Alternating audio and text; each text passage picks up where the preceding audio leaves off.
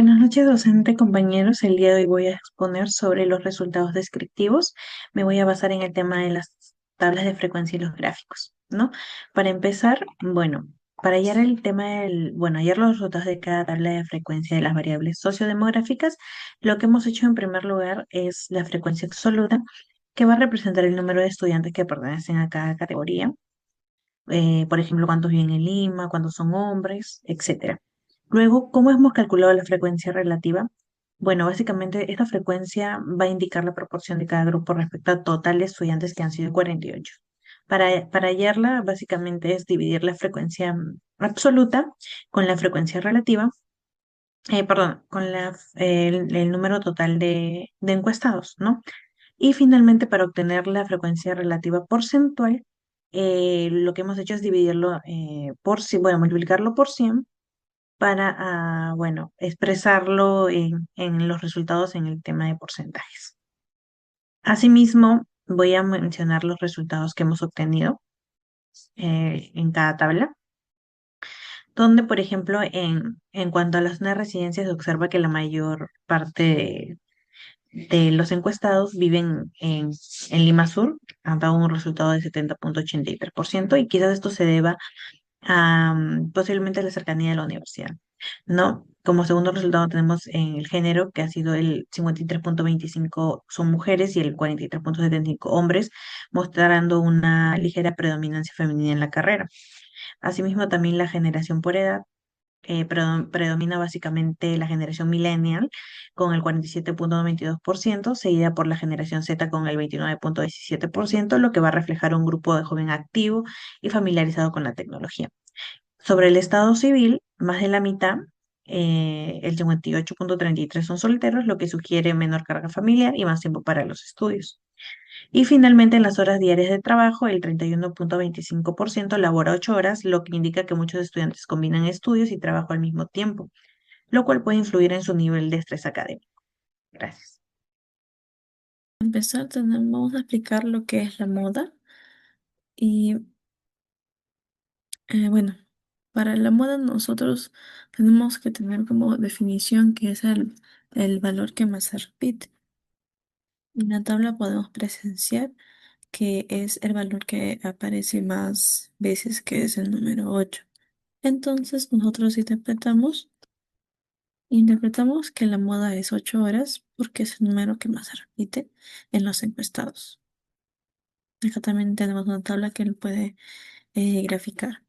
También tenemos aquí la mediana, en donde la mediana tenemos que entender que es el valor que se encuentra justo en la mitad cuando los datos están ordenados. Y en la tabla podemos ver que se ordenan de menor a mayor.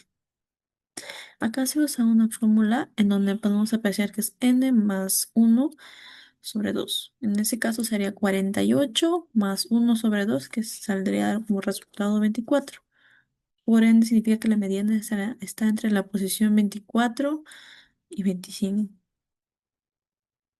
Por último, tenemos la media, en donde la media nos explica que es el promedio y se calcula multiplicando cada valor por la frecuencia. Y se suman todos los productos y se divide entre el total de datos.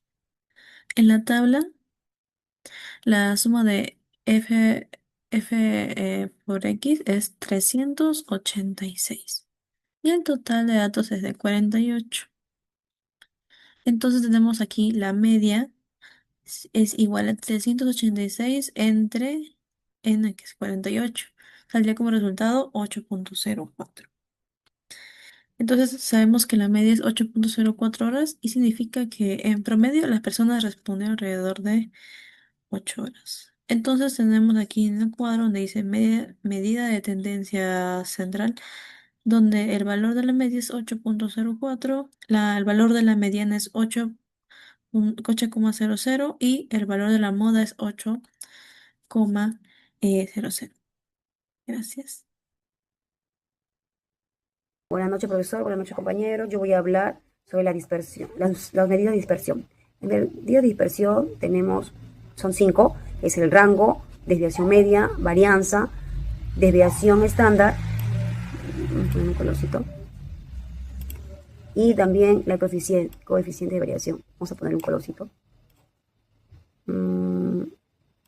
Lo oscuro. Ya, empezamos. Primero tenemos con nuestro cuadro, vamos a soltar los datos. Tenemos 0 horas, una sola persona. Tenemos 2 horas, una sola persona. 4 horas, solamente una sola persona. 5 horas, 2 personas. 6 horas, 8 personas. 1, 2, 3, 4, 5, 6, 7, 8. Así sucesivamente.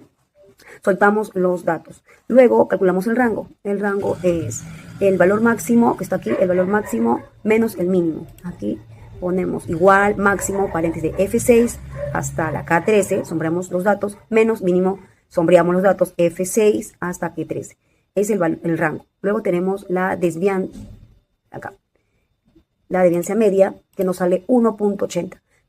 Esta función es de igual a desprom, paréntesis, sombreamos los datos, F6 hasta K13. Luego tenemos la varianza. La varianza la función es igual, var, vale paréntesis, F6 hasta la K13. Sombreamos todo esto y nos da el punto 6.51. Luego tenemos la desvianza estándar, ¿ya? La desvianza estándar es con la función des, que es desviación. Se sombrea todos los datos y finalmente, aquí, este de acá, que está aquí, es igual des, ¿ya? Sombreamos desde la F6 hasta la K13. Y por el último tenemos la coeficiencia de variación, que nos da 3.73. Aquí es igual, ¿no? Sombreamos desde la L27 hasta 6 por el 100%. Bueno, dividimos la media y por 100%. ¿Qué podemos decir? Decimos que dado la coeficiente de variación es 31.73, es una expresión moderada. Es una expresión moderada porque no lleva una expresión media, porque no es el 50%. Si no sería, tampoco es alta porque no está cerca al 100%. Entonces decimos que es una coeficiente moderada, ¿ya? Esos serían los 5 medidas de dispersión. Rango, que es el valor máximo menos el mínimo. Desviación media, tenemos acá que hacemos la función igual desprom. Varianza igual var, ¿ya? Y en la desviación de estándar, que es igual desv, ¿no? Y sombreamos todos los datos. Y por lo último es la coeficiente de variación, que es el 31.73. Gracias, espero que hayan entendido. Gracias. Contamos con los siguientes datos: horas de trabajo diario, que nos representa XY, y FI nos representa frecuencia absoluta. ¿Cómo se obtuvieron los siguientes datos? Bueno, acá apliqué XY por frecuencia absoluta. Ahora entre paréntesis, XY menos la media elevada al cuadrado, XY menos media elevado al cubo por frecuencia absoluta. Y así obtuve los siguientes datos de las 3 columnas. En la parte inferior lo hice la suma de cada columna. Esta n representa la cantidad total de frecuencia absoluta, que es 48. Para hallar la media ponemos el signo igual y dividimos la celda F19 entre la celda E20. En la media sería 8.04. La mediana es 8 porque es el dato central.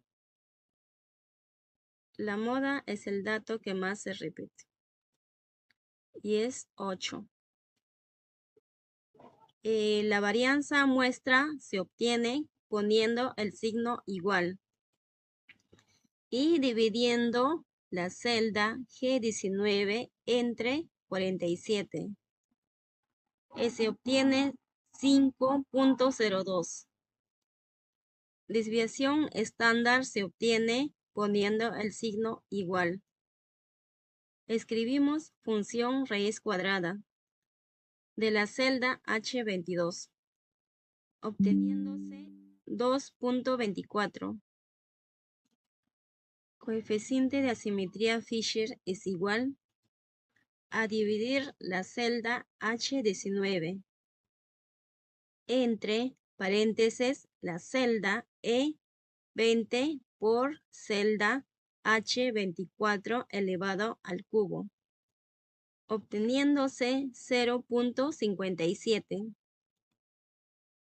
Coeficiente de asimetría de Pearson es igual, entre paréntesis, la celda E22 menos la celda E26 entre la celda H24, obteniéndose 0.019. Estas son las fórmulas que he aplicado: coeficiente de asimetría de Fisher y coeficiente. Buenas tardes, profesor. Me toca exponer la parte de la kurtosis. Bueno, en esta tabla analizamos la variable horas y primero restamos la mediana a cada dato para ver qué tanto se aleja del promedio. Luego elevamos esos valores al cuadrado y a la cuarta potencia, porque eso nos ayuda a analizar la forma de distribución.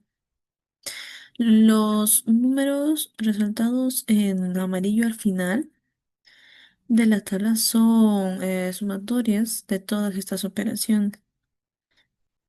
Y bueno, esos totales se usan directamente a la forma de la kurtosis. Entonces, con esos datos, calculamos la kurtosis y obtuvimos un valor menor que 3, lo que nos indica que nuestra distribución es platicúrtica. Y bueno, eso significa que la curva es más aplanada y pues hay datos menos extremos y los valores están más dispersos alrededor de de la media. Y bueno, entonces gracias a la kurtosis podemos interpretar que la forma real de la distribución podemos interpretar la forma real de la distribución de las horas estudiadas.